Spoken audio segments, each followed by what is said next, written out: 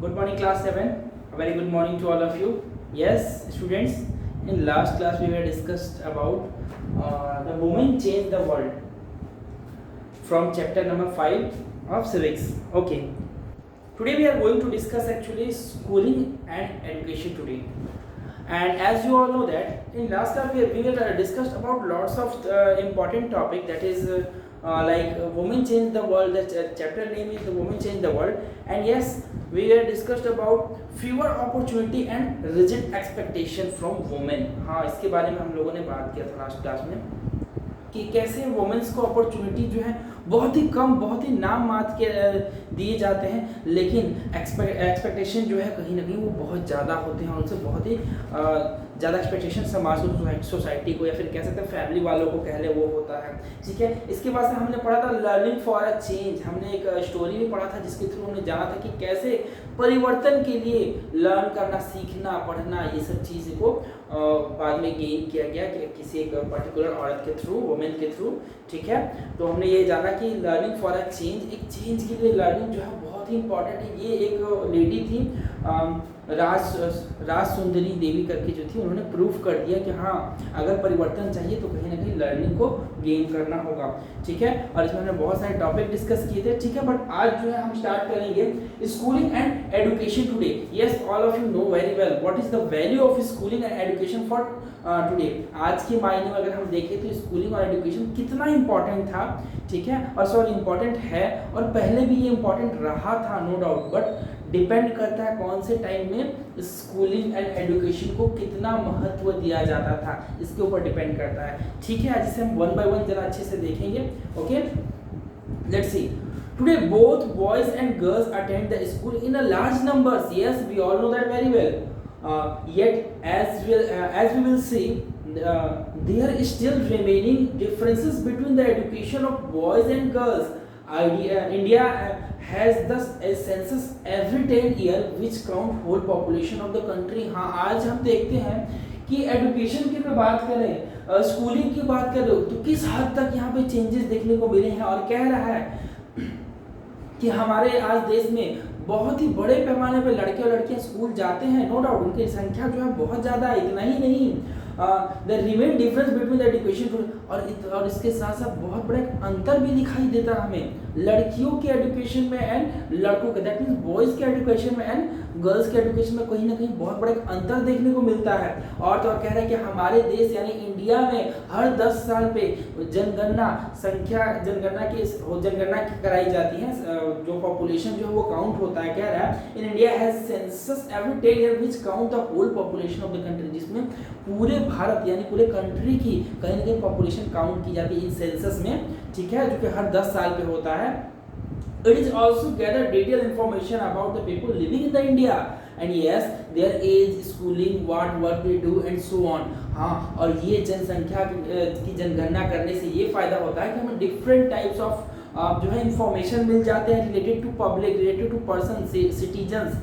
कैसे information, their age, कि हाँ हमारे भारत में मोर देन 18 ईयर्स कितने बॉयज़ एंड गर्ल्स हैं। ठीक है, मोर देन 50 ईयर कितने बॉय मैन एंड वुमेन्स हैं।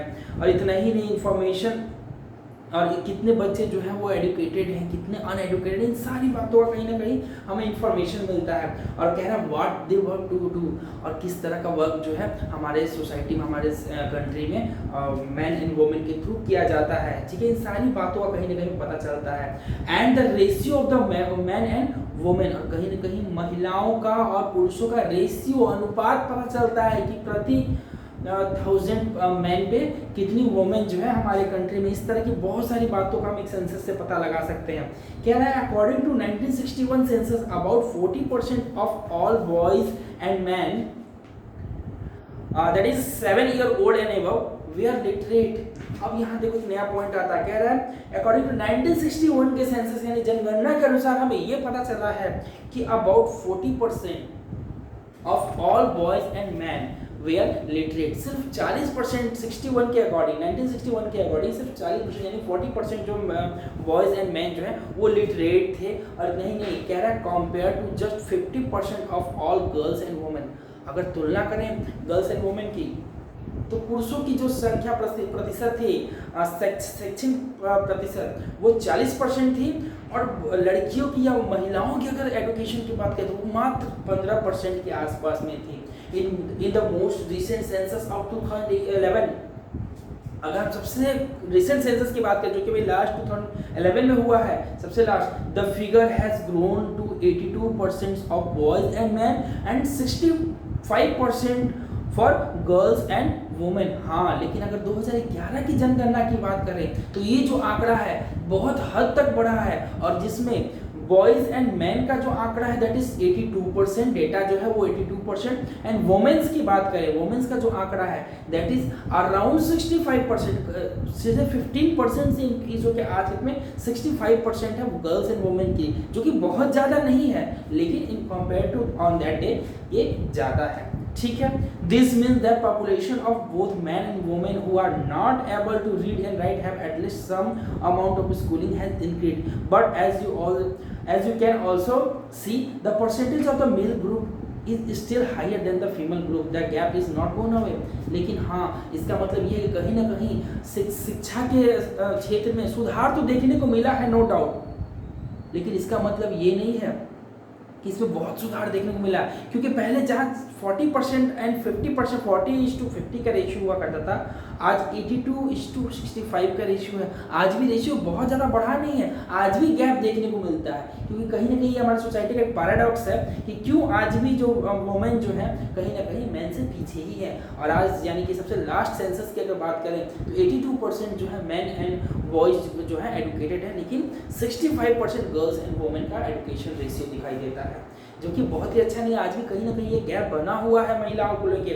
ठीक है, देखते हैं, here is the table that shown the percentage of girls and boys who leave school from different social group 2013-14, scheduled caste that is SC is official term of Dalit and scheduled tribe is official term of the for the Adivasi. हाँ, आज चलो एक यहाँ कुछ data दिया हुआ है जिसके थ्रू देखेंगे the percentage of girls and boys who leave the school. बहुत सारे बच्चे जो है इस स्कूल को क्या करते हैं, छोड़ देते हैं, बीच में अपनी पढ़ाई जो है स्कूलिंग छोड़ के पढ़ाई अधूरा छोड़ देते हैं। नंबर ऑफ परसेंटेज जो है वो बहुत ही ज़्यादा है, और जिसमें से हो सकता है किसी पर्टिकुलर रीजन के कारण हो, चाहे जो भी रीजन रहा हो, जिसमें बेसिकली एससी के बच्चे हैं और SC you know very well, scheduled caste official term for Dalit and scheduled tribe for ST that is official term of Adivasi. यहाँ पे एक छोटा सा डेटा दिया हुआ है, डेटा को आप अच्छे से देखेंगे, that is in page number 62। आपको समझ में आएगा कि कितना ये गैप जो है प्राइमरी लेवल, अपर प्राइमरी या सेकेंडरी लेवल पे ये आपको देखने को मिलेगा। बॉयज गर्ल्स का है, एससी एसटी का अलग अलग है। ठीक है, आगे देखते हैं। You have probably noticed that in above table that SC and ST girls leave the school at a rate higher than the category of all girls. जितनी भी महिला लड़कियां जो स्कूल छोड़ रही हैं उसमें सबसे ज़्यादा स्कूल छोड़ने का जो रेशियो है वो SC and ST गर्ल्स का सबसे ज़्यादा है। ठीक है, और कह रहा है this mean that girl who are from Dalit and Adivasi background are less likely to remain in school. इसका मतलब ये हुआ कि जो बैकवर्ड क्लासेस से लड़कियां बिलोंग करती हैं, चाहे वो एससी से हो या एसटी से हो, इसका मतलब यही है कि वो लड़कियां बहुत ज़्यादा स्कूल जाना पसंद नहीं करती है। ठीक है, रीजन जो भी रहा हो। फिर कहता है the 2011 census also found that the Muslim girls are less likely than Dalit and Adivasi girls to compare primary school. Muslim girls का भी कहीं ना कहीं स्थिति जो है ऐसा ही कुछ है। वो मुस्लिम लड़कियां जो है वो भी स्कूल में बहुत ही कम इंटरेस्ट दिखाती है, बहुत ही कम इच्छुक है स्कूलिंग करने में। 2011 के सेंसस के अकॉर्डिंग अगर देखा जाए तो ये मुस्लिम लड़कियों का है। ठीक है, जो कि प्राइमरी स्कूल में भी उनका स्कूल जो है छोड़ देती है, एजुकेशन को अधूरा छोड़ देती है चाहे किसी भी रीजन से। While a Muslim girls is likely to stay in school for around 3 years, girls or other communities spend around 4 years in school. Muslim community की जो लड़कियां हैं लगभग ये कोई 3 साल तक 4 साल तक स्कूलिंग करके फिर वो छोड़ देती हैं, बल्कि इसके तुलना में अगर दूसरी लड़कियों की बात करें तो वो लगभग 4 साल तक स्कूलिंग की कंप्लीट करती हैं। ठीक है, आगे देखते हैं। There are several reason why children from Dalit Adivasi and Muslim communities leave the school. बिल्कुल, अब हम आते हैं रीजन पे। हमें रीजन पता चलेगा वो कौन कौन से रीजन है जिसकी वजह से मुस्लिम दलित एंड आदिवासी जो है वो कहीं ना कहीं स्कूल को छोड़ते। जरा देखते हैं इसके। In many part of the country specially in rural and poor areas there may not even proper school, not teacher who teach on a regular basis. अच्छा, तो कारण कहीं ना कहीं ये है कि बहुत सारे रूरल एरिया आज भी हैं जहाँ पे, या फिर ऐसे कैसे पुअर एरियाज हैं जहाँ ना ही एक ढंग का स्कूल है और ना ही एक ढंग के टीचर है जो कि रेगुलर बेसिस पे बच्चों को पढ़ा सके। तो कहीं ना कहीं बच्चों का जो इंटरेस्ट है, बेसिकली लड़कियों का जो इंटरेस्ट है स्कूल से, वो कहीं ना कहीं दूर भाग रहा है, उससे डिस्ट्रैक्ट हो रही है स्कूल से और घरेलू काम में इंगेज हो रही हैं। ठीक है, तो कहीं ना कहीं एक ये भी बहुत बड़ा रीजन है। रीजन जो ये है that is there are not even be a proper school, not teacher who teach on a regular basis. If a school is not close to people's home, that there is no transport like buses and vans, parents may not be willing to send their girls to the school. और एक ये भी बहुत बड़ा important reason है, इसे भी आप लोग चाहो तो पॉइंट आउट कर सकते हो। क्या है, इतना ही नहीं, साथ साथ अगर स्कूल किसी रेसिडेंशियल एरिया या किसी पर्टिकुलर एरिया की बात करें, अगर उसके आसपास नहीं हो तो कहीं ना कहीं स्कूल पहुंचने के लिए बच्चों को बसेस एंड वैन का सहारा लेना पड़ेगा। वैसे में बहुत सारे ऐसे पेरेंट्स हैं जो कि कैपेबल नहीं है अपने बच्चों को बस एंड वैन से स्कूल भेजने में, वो कहीं ना कहीं इन सब चीज़ों को लेके अनिच्छुक हो जाएंगे कि हाँ रहने दो, मेरी बच्ची ये जो है गर्ल्स जो है स्कूल नहीं जाएगी, क्योंकि वो कैपेबल नहीं है कि वैन और बस से बच्चों को भेज सके उतनी दूर स्कूल, या फिर वो खुद भी जाके ड्रॉप कर सके पर डे, ये उनके लिए पॉसिबल नहीं था। तो कहीं ना कहीं ये भी एक कारण है जो लड़कियाँ स्कूल को अवॉइड कर रही हैं। साथ ही साथ कह रहा है मेरी family are too poor and unable to bear the cost of the education and all their children. सही बात है, बहुत सारे ऐसे फैमिली आज भी हैं जो कि पैसे के अभाव में अपने बच्चे को उचित शिक्षा नहीं दे पा रहे हैं और उनके बच्चे जो है एजुकेशन से कहीं ना कहीं वंचित रह जा रहे हैं इन सब मामलों में। हाँ, आप सब जानते हो रूरल एरिया में अक्सर ऐसा देखने को मिलता है, बहुत सारे पेरेंट्स जो हैं वो कैपेबल नहीं है और वो पैसे के अभाव में, मनी के अभाव में अपने बच्चे को स्कूल जो है नहीं भेज पाते हैं। Boys may get preference in this situation, many children also have school because they are discriminated, sorry, boys may get preference in this situation. Many children also leave school because they are discriminated against by their teacher and classmates, just like Om Prakash Valmiki. अब जब लड़कियां school छोड़ती जा रही है, फिर उनका interest जो है उधर से वापस मुड़ रहा है और वो विलिंग नहीं है पूरी तरह से स्कूल को ज्वाइन करने में, इस कंडीशन में कहीं ना कहीं बॉयज़ को प्रेफरेंस ज़्यादा मिलता है, क्योंकि लड़कियां स्कूल जाती हैं तो लोग जो पेरेंट्स होते हैं वो बच्चों यानी अपने बॉयज़ को ज़्यादा स्कूल भेजना पसंद करते हैं इस सब सिचुएशन में। और इतना ही नहीं, एक चीज़ और यहाँ जो कह रहा है that is many children also leave school because they are discriminated. हाँ, डिस्क्रिमिनेशन एक सबसे बड़ा पॉइंट है और बेसिकली ये एससी और एसटी को फेस करने के लिए मिलता है। अक्सर अगर देखा जाए तो जनरली एससी एसटी या फिर दलित के जो बच्चे होते हैं उनको इसका ज़्यादा शिकार करना पड़ता है, अपर कास्ट वाले को इसका शिकार नहीं होना पड़ता है। क्या है, many children also leave the school because they are discriminated against by their teacher. यहाँ तक उनके टीचर भी उन्हें डिस्क्रिमिनेट करते हैं। आप लोगों ने स्टोरी पढ़ा था क्लास 6 के बुक में जब आप थे, तो वहाँ पे ओम प्रकाश वाल्मीकि का एक स्टोरी था जिससे हेड मास्टर किस तरह से ट्रीट आते थे, क्लास के बच्चे कैसे ट्रीट करते थे, ये आपको याद होगा अच्छी तरीके से। Many children also leave the school because they are discriminated against by their teacher and classmates.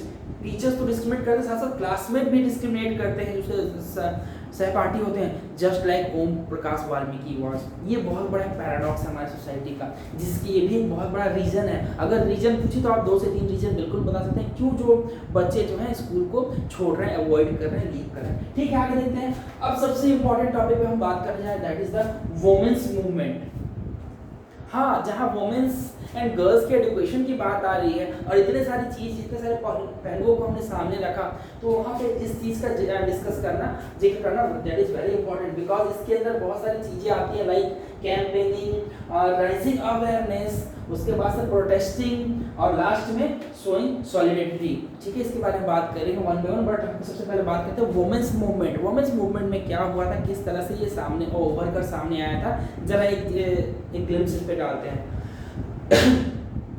Let's see. Women and girls now have the right to study and go to school. बिल्कुल आज की date में women's and girls को तो पूरी तरह से right है, पूरी फ्रीडम है कि आप स्कूल जा सकते हो, कोई आपको रोक नहीं सकता है। साथ साथ there are another steps like legal reform, violence and health where the situation for women and girls has improved। और हाँ, अगर हम बात करें इन सब चीज़ों की, यानी कि अगर वुमेन सिचुएशन यानी लीगल रिफॉर्म की बात कर रहे हैं, ठीक है, तो वो भी बहुत हद तक वायलेंस एंड हेल्थ, इन सब चीज़ों में कहीं ना कहीं बहुत हद तक इम्प्रूवमेंट देखने को मिला आज के डेट पे, बिकॉज ये पहले बहुत कम होता था। वुमेन्स एंड गर्ल्स के हेल्थ पे ज़्यादा ध्यान नहीं दिया जाता था, आप लोगों ने पहले भी पढ़ा इसको लेके, और इतना ही उनके साथ वायलेंस यानी हिंसा किया जाता था महिलाओं के साथ, ठीक है। तो इन सब चीज़ों में कहीं ना कहीं आज हमें सुधार देखने को मिला तो है। साथ साथ कह रहा है the changes have not happened automatically when individually and collectively have struggled to bring out this changes. हाँ, ये जो चेंजेज है आज, जो जैसे वायलेंस को लेके, एजुकेशन, वुमेन्स एजुकेशन को लेके, और उतना ही नहीं है वुमेन्स हेल्थ को लेके, जितने भी आज चेंजेस आपको देखने को मिल रहे हैं, ये अपने आप चेंजेस नहीं हुए हैं। इसके पीछे हो सकता है किसी एक पर्टिकुलर वुमेन की बात करें या फिर पूरे ऑर्गेनाइजेशन की बात कर लें, कहीं ना कहीं सबने मिलकर प्रॉपर सहयोग दिया है, जिसकी वजह से आज ये पॉसिबल हो पाया है। कैसे कह रहा है, these changes have not happened automatically. Women individually and collectively have struggled to bring out this type of changes. This struggle is known as the women's movement. और इसी तरह के चेंजेस को हम लोग women's movement के नाम से जानते हैं। हो सकता है किसी पर्टिकुलर महिला ने या फिर पूरे एक कम्युनिटी यानी पूरे समुदाय, महिलाओं का समुदाय, या फिर कह सकते हैं बड़े पैमाने पे एक संगठन एक मिलकर कहीं ना कहीं स्ट्रगल किया है, फाइट किया है, तब जाके ये जो है इस सब चीज़ों में कहीं ना सुधार देखने को मिला है, जिसे हम वुमेन्स मूवमेंट के नाम से जानते हैं, जिसे हम बेसिकली वुमेन मूवमेंट के नाम जानते हैं। ठीक है, आगे देखते हैं। कह रहे individual women and womens organisation from different part of the country are part of the movement. बिल्कुल, किसी हो सकता है कि किसी पर्टिकुलर वुमेन हो या फिर किसी वुमेन का ऑर्गेनाइजेशन हो, संगठन हो, चाहे वो किसी भी जगह से हो, इंडिया के किसी भी कोने से हो, वो उसके पार्ट रहे होंगे इस रिफॉर्म के, कहीं ना कहीं कह रहा पार्ट ऑफ दिस मूवमेंट, इस मूवमेंट के पार्ट रहे होंगे। मेरी man support the womens movement as well. इतना ही नहीं, बहुत सारे मैन यानी पुरुषों ने भी वुमेन्स मूवमेंट को कहीं ना कहीं सपोर्ट किया है। महिलाओं ने जो संगठन बनाकर इस मूवमेंट को आगे बढ़ाया ही, सक्सेस किया ही, लेकिन इसमें पुरुषों का भी कहीं कहीं अहम योगदान रहा है। सिर्फ महिलाएं नहीं, पुरुषों ने भी बढ़ चढ़ कर इस मूवमेंट में हिस्सा लिया है। ठीक है, the diversity passion and effort of this involve make a very vibrant movement. Yes, different strategies have been used to spread awareness, fight discrimination and seek justice. हाँ, बहुत सारी चीज़ों को इसके अंदर शामिल किया गया है। जैसे यहाँ कह रहा है कि जैसे बहुत ही महत्वपूर्ण चीज़ों को मूवमेंट इसको महत्वपूर्ण बनाया गया। कैसे कह रहा है, different strategy have been use, अलग अलग तरह के रणनीति इसमें इस्तेमाल किए, बहुत महत्वपूर्ण रणनीति इस्तेमाल किए गए हैं। जैसे कह रहा है स्प्रेड अवेयरनेस, हाँ, लोगों को जागरूक करना इसके खिलाफ, इसके लिए लोगों को जागरूक करना, महिलाओं को जागरूक करना कि शिक्षा और हेल्थ हमारा अधिकार है और हम इसे लेकर रहेंगे। समाज के किसी भी वर्ग के लोग इससे हमें वंचित नहीं कर सकते हैं। इतना ही नहीं, कह रहा है fight discrimination and seek justice. और हाँ, डिस्क्रिमिनेशन के अगेंस्ट महिलाओं ने फाइट किया और जस्टिस यानी न्याय को छीन लिया, निकाल लिया, उसको जीत लिया। हाँ, इसके पीछे एक बहुत बड़ा स्ट्रगल रहा था। पूरे महिलाओं ने, not only a particular place, पूरे इंडिया की महिलाओं ने अलग अलग जगहों से, अलग अलग देश के अलग अलग हिस्सों से बढ़ चढ़ के इसमें हिस्सा लिया, तब जाके ये मूवमेंट कहीं ना कहीं सक्सेसफुल हुआ। Here are some glimpse of the struggle. चलो कुछ झलक देखते हैं इस स्ट्रगल की, कि इसमें एक्चुअली हुआ क्या क्या था, कैसे महिलाओं ने इसे आगे बढ़ाया और इसे सक्सेसफुल बनाया। पॉइंट नंबर 1 अगर हम बात करें तो कहीं ना कहीं दिखता है कैंपेनिंग। अब कैंपेनिंग कैसे इफेक्टिव रहा, जरा इसे देखते हैं। Campaigning to fight discrimination and violence against womens are an important part of the womens movement. बहुत ही इंपॉर्टेंट पार्ट रहा था ये कैंपेनिंग। कैसे डिस्क्रिमिनेशन एंड वायलेंस के खिलाफ लड़ने के लिए कैंपेन सबसे बड़ा हथियार था महिलाओं के लिए, सबसे बड़ा हथियार में से एक था। कह रहा है campaign have also led to new laws being passed. A law was made in 2006 to give women to force who face physical and mental violence within their home, also called domestic violence, and some legal protection. हाँ, इस campaign के तहत कहीं ना कहीं अगर हम बात करें, सॉरी एवरीवन, हाँ, इस कैंपेन के तहत अगर हम बात करें तो कहीं ना कहीं ये पता चलता है कि 2006 में एक ऐसा एक्ट बनाया गया था जिसके तहत महिलाओं को लीगल प्रोटेक्शन दिया गया। किस चीज़ को लेकर, जैसे कि उनके खिलाफ वायलेंस जो होता था, कई हिंसाएं जो महिलाएं घर में फेस करती थी, उन सारी चीज़ों को लेकर कहीं ना कहीं महिलाओं को प्रोटेक्शन दिया गया। और ये एक्ट जो है 2006 में पास हुआ due to this yes campaigning, कहीं ना कहीं कैंपेनिंग में बढ़ चढ़कर महिलाएं हिस्सा ली और लोगों वहाँ के सिस्टम को, वहाँ के एडमिनिस्ट्रेशन को लगा कि वाकई में ऐसे कुछ इसके कुछ सॉल्यूशन निकालना चाहिए, जिसके तहत 2006 में लीगल एक्ट पास हुआ। आगे कह रहा similarly effort made by the womens movement led to the supreme court to formulate guideline in 1997 to protect women against sexual harassment and workplace within the educational institution। और हाँ ठीक वैसा ही एक और कोशिश की गई थी, कब कह रहा है made by the womens movement, womens movement की एक और बहुत ही सफल प्रयास रही थी led to the supreme court formulate guideline. Supreme court ने लास्ट में गाइडलाइन फॉर्मुलेट किया, बनाया, क्या था in 1977 to protect women against, महिलाओं को सेक्सुअल हैरेसमेंट के खिलाफ बचाने के लिए कहीं ना कहीं एक एक्ट पास किया गया और वर्क प्लेस पे और एजुकेशनल इंस्टीट्यूशन पे जहाँ महिलाओं के साथ सेक्सुअल हैरेस किया जाता था, इन सब के बचाव में कहीं ना कहीं एक एक्ट पारित हुआ। ये बात है 1997 की। लेकिन आगे कह रहा है in the 1980 for example womens group across the country spoke about against dowry death. और एक सबसे बड़ा मुद्दा जो है महिलाओं ने उठाया था वो था 1980 में, जो कि डॉरी डेथ का था, डाउरी डेथ को लेकर था, यानी कि दहेज के लिए महिलाओं को जो मार दिया जाता था उसको लेकर था। ये बहुत ही इंपॉर्टेंट और वैल्यूएबल इशू है कह सकते हैं। जैसे कि इसमें आपके बुक में कह रहा है cases of young bride being murder of their in laws और husband greedy for more dowry, women's group spoke about against the failure of bring this case to justice.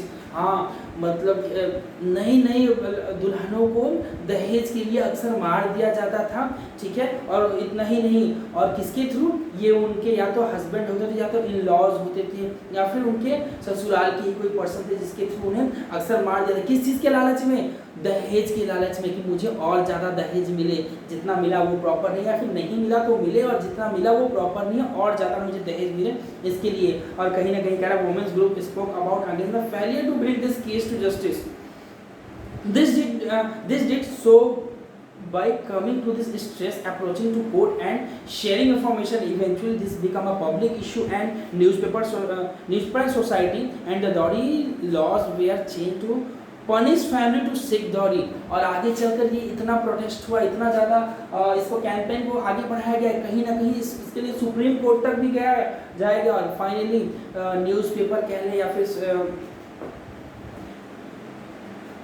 हाँ अगर हम बात करें तो कहीं ना कहीं कह रहा है कि womens spoke about against the failure bring to this justice, this did so by coming to stress approaching the court. हाँ कोर्ट तक भी इस बात को पहुंचाया गया, इस मुद्दा जो है कोर्ट तक पहुंचा, वहाँ कोर्ट ने इसके ऊपर डिस्कस किया एंड बाय शेयरिंग इन्फॉर्मेशन, इसे इन्फॉर्मेशन को शेयर करके कोर्ट तक पहुंचाया गया, सुप्रीम कोर्ट तक, और then eventually this become a public issue and in the newspaper and society. Newspaper के माध्यम से और सोसाइटी में ये पब्लिक इशू बन गया, बहुत बड़ा ज्वलंत मुद्दा बन गया कि हाँ डॉरी डेथ जो है हमारे देश में बहुत ज़्यादा बढ़ रहा है, इसके ऊपर रोकथाम के लिए सरकार को कुछ ना कुछ करना चाहिए। और इसके बाद से एक law were change to punish family, और इसके बाद से एक तरह का लॉ जो है बनाया गया जिसमें इस चीज़ का व्यवधान था, ऐसे का निर्माण किया गया कि अगर कोई दौरी के लिए किसी तरह का हैरेस करता है किसी भी महिला को तो उसे उसके ऊपर लीगल जो है एक्शन लिया जाएगा। कह रहा है चेंज टू पनिश फैमिली को सीक द डॉरी, और कहीं ना कहीं उसको चेंज करने के लिए फोर्स किया गया महिलाओं को। आगे देखिए राइजिंग अवेयरनेस, हाँ ये भी एक सबसे बड़ा रीजन हो सकता है इस मूवमेंट का पार्ट हिस्सा बन सकता है। राइजिंग अवेयरनेस, लोगों को जागरूक करना। हाँ कैंपेन चला के आप लोगों को समझा सकते हो, बता सकते हो, उन तक अपनी बातों को पहुंचा सकते हो, लेकिन कैंपेन के थ्रू कहीं ना कहीं आप लोगों को जागरूक कर सकते हो, समझा सकते हो और उन्हें मेंटली प्रिपेयर कर सकते हो। कैसे? यहाँ कह रहा है An important part of the women's movement work is a rise public awareness on women's right issue। हाँ सबसे महत्वपूर्ण पार्ट तो ये है कि महिलाओं को जागृत करना, उनके महिलाओं के फिर समाज को जागृत करना, महिलाओं पर हो रहे अत्याचार या उनके जितने भी ज्वलंत इशू है, मुद्दा है, उसके ऊपर महिलाओं को जागृत करना, उन्हें सजग करना, ये सबसे बड़ा पार्ट था या फिर कह सकते हैं पार्ट रहा था वुमेन्स मूवमेंट का। their message has been spread through street play, song and public meeting. और जो मैसेज था जो महिलाएं स्प्रेड करना चाहती थी सोसाइटी में, वो किससे? स्ट्रीट प्ले यानी नुक्कड़ नाटक के थ्रू, कह सकते हैं गाना गीत गाकर उसे स्प्रेड किया गया और पब्लिक मीटिंग करके इन सब बातों को पहुंचाया कि महिलाओं का भी कुछ अधिकार है, महिलाएं भी एजुकेशन एंड हेल्थ को लेकर आगे हमेशा रह सकती हैं, उनके पर या फिर दौड़ी डेथ की बात करें तो उस पर किसी तरह का प्रेशर नहीं बनाया जा सकता। आगे बहुत सारे इसको लेके बातचीत हुई लोगों के बीच में। लास्ट में आता है सेकंड लास्ट जो है वो है प्रोटेस्टिंग। हाँ, प्रोटेस्टिंग मतलब विरोध। अगर विरोध कहीं ना कहीं जरूरी है, आपने देखा कैंपेनिंग किया, आपने राइजिंग अवेयरनेस किया, लेकिन इसके साथ विरोध भी उतना ही जरूरी है जितना कि बाकी के दो पॉइंट्स। क्या है? The women movement raise the violence when violations against women take place और for example when a law और policy act against their interest. हाँ, कहीं ना कहीं प्रोटेस्टिंग भी बहुत ज़रूरी है। अगर आपको लगता है कि आपको कहीं नए लॉज की, अगर एक मैं अलग से बात करूँ तो आपको लगता है कि कहीं आपको एक नए कानून की ज़रूरत है तो आप प्रोटेस्ट कर सकते हो, विरोध कर सकते हो। और आपको अगर कोई लॉ अगर बना है जो कि महिलाओं के लिए, वुमेन्स के लिए पोर्टेबल नहीं है, उनकी सिक्योरिटी उनकी सेफ्टी को लेके, तो आप कहीं ना कहीं प्रोटेस्ट कर सकते हो। और महिलाओं ने ऐसा किया था। कह रहा है When a law or policy act against their interest, हाँ, आपकी इच्छा के अगेंस्ट कोई अगर लॉ कानून बन जाता है तो आप प्रोटेस्ट का सहारा ले सकते हो। ठीक है, इससे आपकी बातें गवर्नमेंट तक पहुंचेगी और उस पर कुछ ना कुछ गवर्नमेंट को विचार करना पड़ेगा। कह रहा है public rallies and demonstration are very powerful way of to drawing attention of injustice. और हाँ, इसका जो सबसे बड़ा जरिया था that is public rally. Public rally निकाल कर अपनी बातों को रखना, विरोध करना। अगर आप जैसा कि पिक में देख रहे हो, आपको यहाँ दिखाई दे रहा होगा कुछ वुमेन्स जो है होल्डर और बैनर लेके कहीं ना कहीं पब्लिक रैलीज कर रही हैं और डेमोन्स्ट्रेशन भी दे रही है साथ साथ। A very powerful way to drawing attention on injustice, injustice के ऊपर अटेंशन दिलाने का ये भी बहुत ही कारगर जो है मुद्दा है, कह सकते हैं, या फिर पॉइंट है अकॉर्डिंग टू वुमेन्स मूवमेंट। ठीक है, आगे हम आते हैं that is the showing solidarity.